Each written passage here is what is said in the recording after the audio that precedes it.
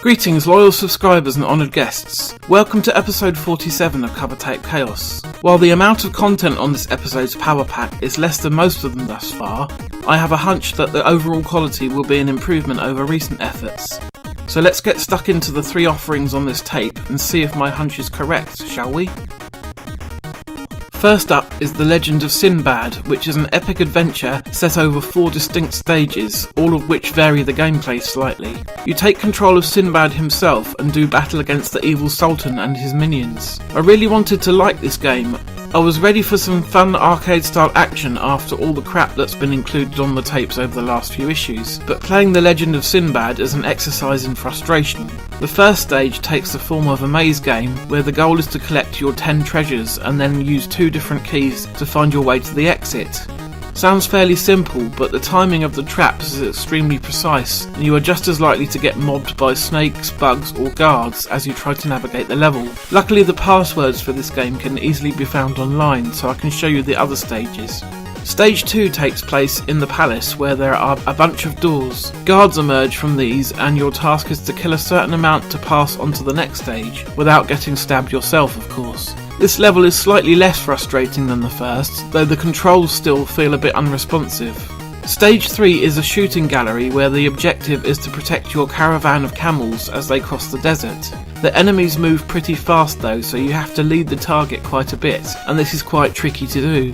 The 4th and final stage is a sideways scrolling shoot-'em-up with Sinbad on his magic carpet, shooting down guards on their own carpets as well as gigantic rock birds.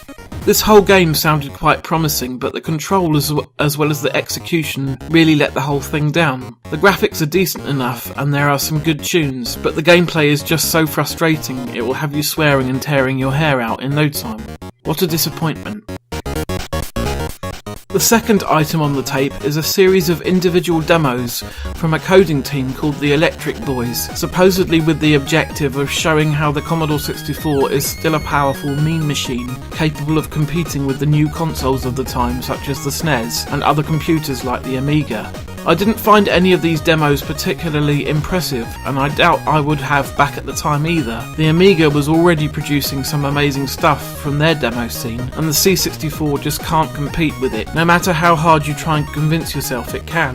There is some nice music to be found in these demos, but each one takes 1 or 2 minutes to load up, so it can be a little tedious sitting through all of it.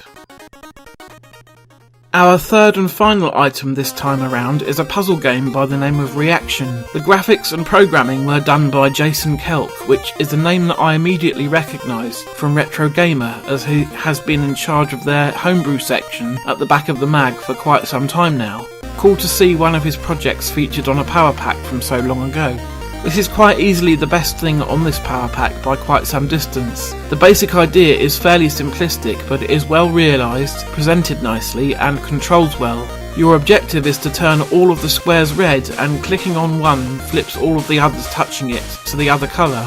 Things start off very easy and slowly ramp up from there. There is some nice music in the background while you play as well.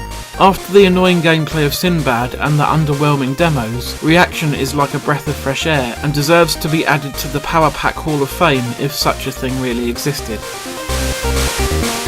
So there you have it. There was also supposed to be the usual Techie Tips selection of programs, but apparently there was a problem with them this time and they had to be left out. I was hoping that this tape would be something of a return to form, but alas, only Reaxion is fun to play for any length of time. If Sinbad was tweaked a little bit, I could see it being a good game, but as it is, it just pisses me off.